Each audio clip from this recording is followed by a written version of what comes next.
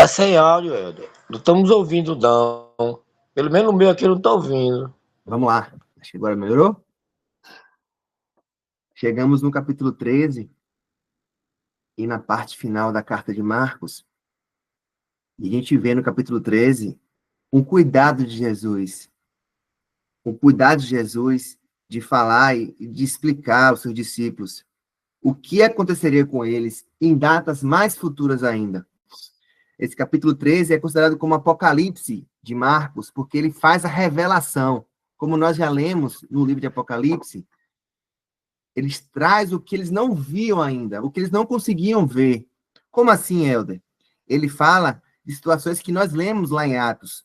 Quando vocês forem presos e julgados, não se preocupe com o que dirão. Fale apenas o que lhe foi concedido naquele momento, pois não serão vocês que falarão, mas o Espírito Santo.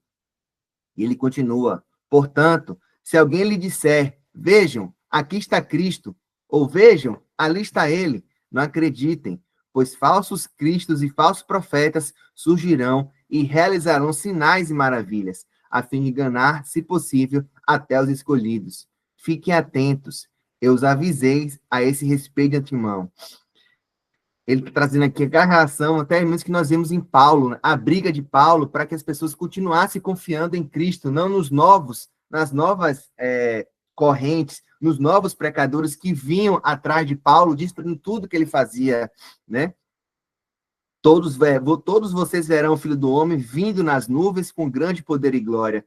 Ele virá com seus anjos para reunir seus escolhidos de todas as partes do mundo, das extremidades da terra à extremidade do céu. E a gente passa para o capítulo 14, em que Marcos traz uma reflexão que ele não estava lá, né? Ele tem como saber depois, mas ele não estava lá para saber o que Judas falou, o que ele negociou. Deve ter sido depois como tornado público, né? E ele vai contando o que antecedeu aquele momento que Jesus é preso. E ele trata de forma muito clara aqui como foi aquela última ceia, né? Onde foi a última ceia? Onde foi a casa da última ceia? E nesse momento aqui, a gente observa já algumas correntes já trazem que essa última ceia foi feita na casa da mãe de João Marcos, esse que escreve o livro. E ele assina também essa passagem por esse momento, quando ele coloca: então todos abandonaram e fugiram, e um homem que o seguia vestia apenas um lençol azul.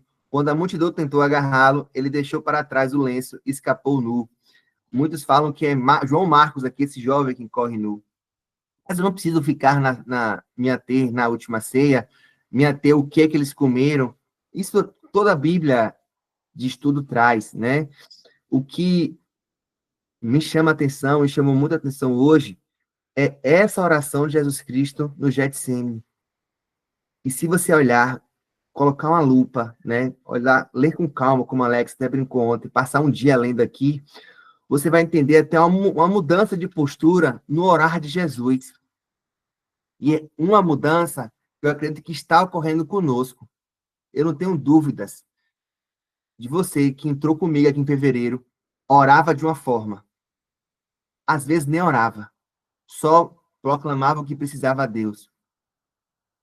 E hoje você já consegue pedir, solicitar que Deus te utilize ao invés de dê, solicitar a Deus que te faça um instrumento, um canal. Você com certeza, você mudou as suas orações. E aqui nós vemos essa mudança da oração de Jesus.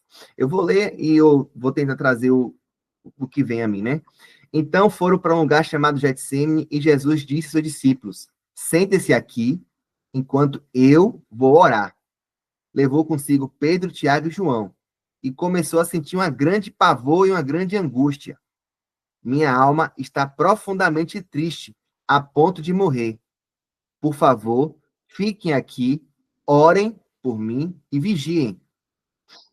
Ele avançou um pouco e curvou-se até o chão. Então orou para que, se possível, a hora que o esperava fosse afastada dele. E clamou: Pai, tudo é possível para ti.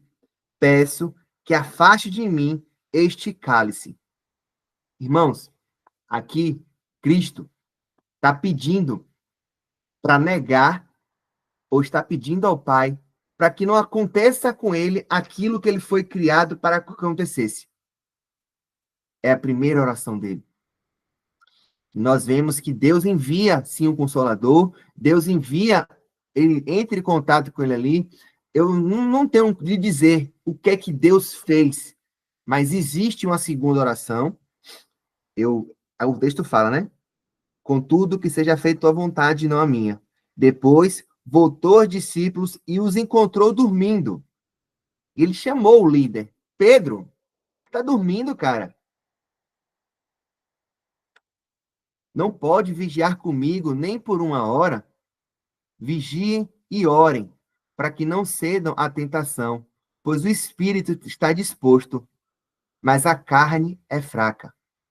E nós vemos, ele deixa novamente e faz a mesma oração de antes. Qual é essa oração, Helder? Pai, tudo é possível para ti. Peço que afaste de mim este cálice, todo esse tormento, afaste de mim esse medo de enfrentar aquilo que eu preciso enfrentar. Contudo, que seja a tua vontade e não a minha. E ele volta pela terceira vez e já volta diferente. Quando Jesus volta pela terceira vez, ele já volta cheio. Ele já volta consciente que aquele temor, aquele pavor que estava paralisando ele, não pertencia a ele, porque ele veio à terra para cumprir e pagar os nossos pecados. Olha a postura de Cristo. Vocês ainda dormem e descansam? Basta. Chegou a hora. O Filho do Homem está para ser entregue nas mãos dos pecadores. Levante-se e vamos. O meu traidor já chegou. Não é a voz de alguém que tem medo. Não é a voz de alguém que está com pavor do que vai acontecer. Mas sim a voz de alguém que está consciente, que já está consolado, já foi orientado pelo Pai, que já teve uma visão que Marcos não pode trazer aqui para nós, porque Marcos não é Jesus. João, ou Pedro, não estava lá colado, Pedro estava dormindo. Pedro só pode relatar o que é que Cristo vem. E certamente em conversa deve ter ouvido essa parte, porque Jesus não fala qual foi minha oração. Ó, Pedro, minha oração foi essa aqui. Certamente é Pedro transcrevendo o que ele estava sentindo do seu líder. Uma de tanta aflição. Envolvido no Espírito Santo, conseguiu nos revelar esse momento particular de Cristo para com seu Pai. E eu falo Pai porque ele está dizendo aqui, Abba, Pai, tudo é possível para ti. Peço que afaste de mim este cálice, contudo, que seja a tua vontade, não a minha. E a gente segue, e a gente vê esse Jesus já altivo, quando chega no mesmo instante, olha o relato da carta como vem para a gente. No mesmo instante, quando Jesus ainda falava, Judas, um dos 12, chega com a multidão armada de espada e pedaço de pau. O traidor havia combinado com eles que daria um sinal para saber quem era Cristo. Assim que chegaram, Judas aproximou de Jesus e gritou, Rabi, e o beijou. Os outros agarraram Jesus e o prenderam. Mas um dos que estava com Jesus, naquela confusão, né, pegou uma espada e feriu o sumo sacerdote cortando a orelha. Jesus parou e perguntou, por acaso sou um revolucionário perigoso para que venha me prender com espadas e pedaços de pau?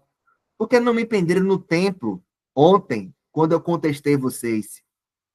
Quando levantei as barracas, quando contestei os fariseus. Todos ali, todos os dias estive no templo, no meio de vocês, ensinando. Mas essas coisas não acontecem estão acontecendo para que se cumpra o que diz as Escrituras. Então, todos o abandonaram e fugiram.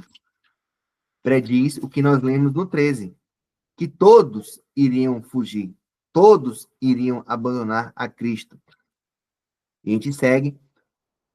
Pedro relata para nós como foi o julgamento, como era o julgamento. Não entra em muitos detalhes, como nós lemos no livro de Lucas, que praticamente são 2 capítulos, ele falando do julgamento, todas as esferas, as instâncias que Jesus passa, é mais sucinto, né? Mas assim, eles buscavam e passaram a noite toda buscando uma forma de acusação cabível para a morte.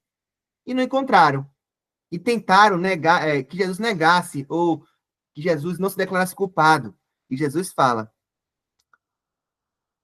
Jesus permaneceu calado e não deu resposta alguma às perguntas. Então, um dos sumos sacerdotes perguntou: Você é Cristo, filho de Deus bendito? Eu sou, disse Jesus. E vocês verão o Filho do Homem sentado à direita do Deus Pai Todo-Poderoso, vindo sobre céus e nuvens. Então, o sumo sacerdote rasgou as vestes e disse: Que necessidade temos de outras testemunhas? Todos ouviram o que esse homem disse. A blasfêmia foi dita. Qual é o veredito? Então julgaram o culpado e condenaram à morte. Nesse mesmo instante, nós vemos uma sequência, né, de fatos. Pedro relata a questão da sua negação de Cristo e o pastor ele traz assim ele traz uma comparação entre Pedro e Pôncio Pilatos, né? Ele traz uma provocação para nós em que os dois sabiam a verdade.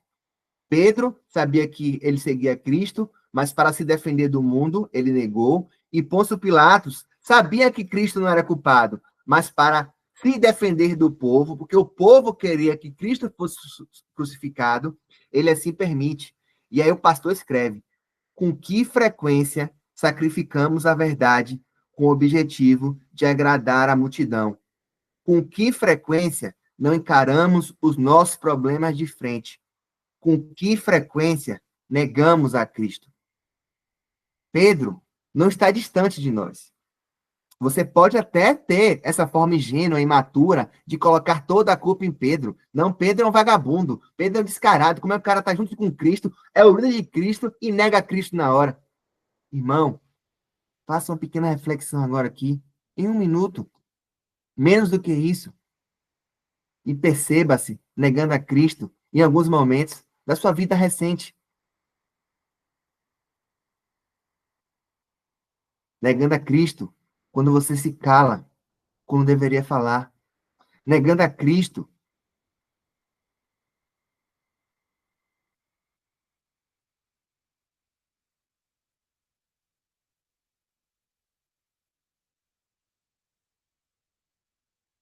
com que frequência sacrificamos a verdade com o objetivo de agradar a multidão. Nosso desafio é permanecer firmes em nossa fé e não sucumbir a exigências pecaminosas do mundo. Por mais terrível que seja o nosso passado, por maiores que sejam os nossos erros, isso que nós lemos é para entender que Jesus já pagou por eles. E por causa do seu sofrimento, podemos ter um relacionamento verdadeiro com Cristo. Nas próximas vezes em que vocês estiverem nas ceias, nas próximas vezes que vocês estiverem nas rodas, nas próximas vezes que vocês forem confrontados, não tenham vergonha de dizer a sua esperança. E tenham ânimo de contar a todos em o que você crê, por que você crê e para que você crê. Porque nós seremos perguntados o tempo inteiro. Por que você lê a Bíblia de manhã todo dia? Que loucura é essa? Está tudo revelado, por que você está lá? Vai virar pastor agora? Vixe, tem que ir para a igreja todo domingo? Mas domingo não é dia de fantástico, de Caldeirão do Hulk? Você vai para a igreja de manhã, domingo? Mas peraí, a praia, velho. E o baba, sexta-feira à noite na vigília? E como você responde? Como você pode trazer a essas pessoas o conhecimento desse Deus vivo? Se calando? Não entrando em desculpa, em discussões? Ou somente Pedro que nega Cristo? Eu estou distante disso. Eu não nego a Cristo hora nenhuma.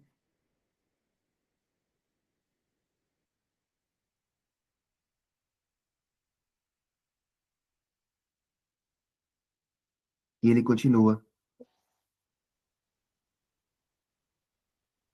A ideia principal do Evangelho, nós lemos ontem, em Marcos 10, 45. Quem quiser ser líder, que seja servo. Quem quiser ser o primeiro entre vocês, que se torne escravos de todos. Pois nem mesmo Jesus, o Filho do Homem, veio para ser servido, mas para servir e dar vida em resgate a muitos. E era isso que aqueles homens que machucavam a Cristo, que coroaram Cristo como rei, não entendiam. Se você é rei, se você é filho do homem, se salve a si mesmo. Só que Cristo tinha orado por isso na noite anterior, porque ele tinha o poder de se salvar a si mesmo. Mas qual o impacto para nós de se salvar a si mesmo? Cristo mostra a mansidão por ter o poder e escolher não usá-lo. E aqui, Cristo sofrendo humilhações das mais banais possíveis. Cusparada, pancada, a coroa de espinhos apertando sua cabeça. Está escrito. Os principais sacerdotes e mestres da lei zombavam de Cristo. Cristo, você salvou outros com cuspe. Você salvou, tirou demônios. E você não pode salvar a si mesmos. Que Cristo é esse? Que rei de Israel é esse? Eu espero que você desça da cruz agora, para que vejamos e creiamos nele. Até os homens crucificados com Jesus o insultavam.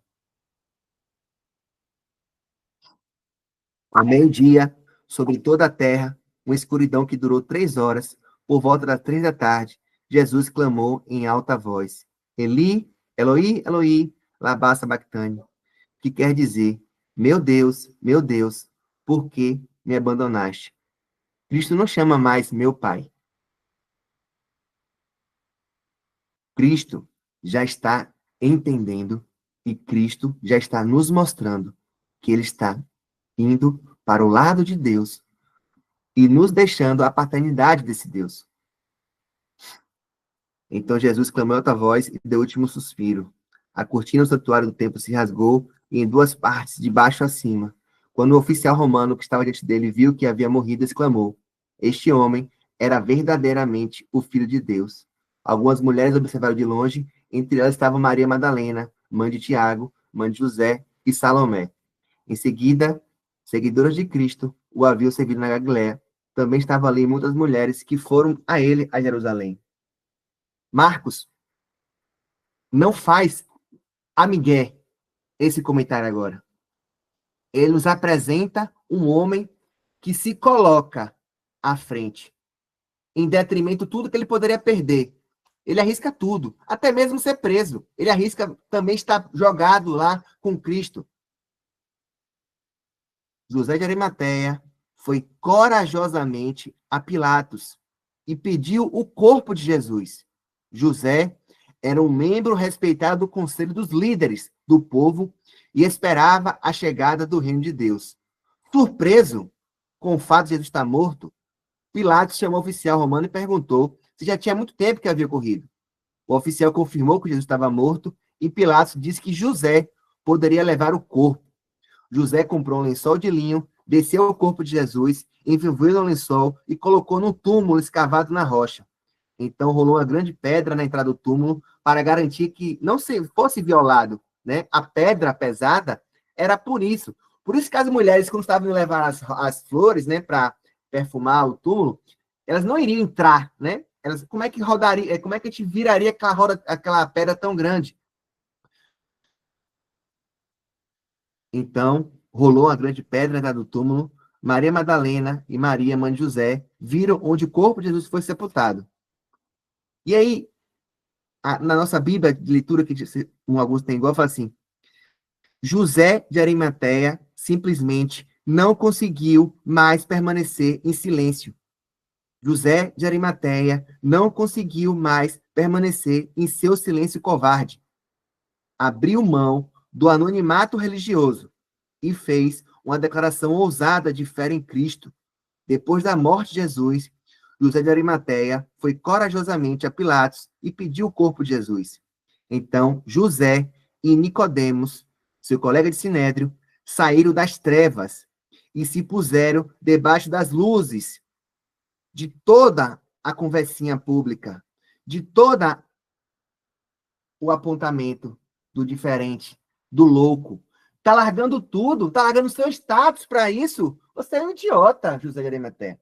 Você, Nicodemos, saduceu aqui, sacerdote, sumo sacerdote, está largando sua posição para seguir um Cristo, um morto, alguém que se diz rei dos judeus. Eles prepararam o corpo de Jesus para o sepultamento de acordo com o costume judaico. E José colocou o corpo em sua própria tumba.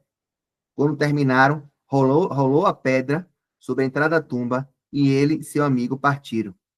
Tratar o corpo de Jesus com tamanho respeito era uma contravenção direta à vontade do judaísmo, do Sinédrio, que manipulou todo o sistema político para garantir que Jesus fosse morto. Não sabemos quais ações José e Nicodemos sofreram, quais punições eles tiveram. Os evangelhos não nos dizem isso, mas pode ter certeza que perderam sua posição privilegiada. 3 dias depois, José de Arimateia soube, sem sombra de dúvidas, que fez a escolha certa. Você acha que a perda de status importava mesmo naquele momento? Eu devolvo a vocês essa reflexão. Precisamos orar para que Deus nos afaste de certos cálices que não nos pertencem, que Deus nos coloque direcionamento, que Deus nos dê força, que nos dê sabedoria. Eu não preciso aprender a falar em línguas. Eu preciso ter o dom de direcionamento, o dom de sabedoria, o dom de condução, o dom de... Gente, são muitos dons. E eu preciso começar a pedir eles para sair dessas trevas, para conseguir chegar em lugares que eu acredito que eu não consiga chegar, no meu trabalho, na minha vizinhança, em lugares que não vão estar de fácil acesso para mim, que não vão estar esperando que eu receba, que eu leve a palavra de mão aberta. Vai sim existir objeção, vai sim existir chacota, mas você escolhe negar a Cristo ou continuar tentando. Você escolhe acatar o que a multidão fala. Você escolhe deixar que aquele seu colega do trabalho fique te provocando em detrimento aos outros. Você escolhe. Ou você escolhe ter a coragem de Cristo, dizer, já basta. Esse é meu Deus, não deixe que não permita. Já basta. Preciso que você entenda. Já basta, com amor e carinho. Chega aqui, cara. Você sabe o que está falando? Estou dando exemplo hipotético. Não que tenha perseguição no meu trabalho, mas quero mostrar a vocês que posso estar passando por isso. Ou quero motivar a você que sabe que precisa levar a mensagem para pessoas próximas suas e está ainda preso nessa escuridão de não, outro vai levar, outro vai fazer. Não, eu não sou capaz. O que é que você está perdendo em se declarar? O que você perde em demonstrar ao povo esse amor que você está cheio? Porque Jesus diz: vão ao mundo inteiro e anuncie as boas novas a todos. Não só aos crentes, a todos. É muito fácil falar para crente. É muito fácil. Quem crê e for batizado será salvo, mas quem se recusa a crer será condenado. Os sinais os acompanharão. Os sinais acompanharão aqueles que crerem. Em meu nome, vocês expulsarão demônios. Em meus nomes, vocês falarão em novas línguas. Em meu nome, vocês pegarão em serpentes sem correr perigo. Em meu nome, se beberem algo venenoso, nada lhe fará mal. Em meu nome, colocarão as mãos sobre os enfermos e eles serão curados. Em meu nome. E quando o Senhor Jesus acabou de falar com ele, foi levado para os céus e se sentou à direita de Deus. Os discípulos foram a toda parte e anunciavam a mensagem. O Senhor cooperava com eles, confirmando o que havia com os muitos sinais que lhes foram entregues. E para vocês, gente, como é que foi a leitura hoje?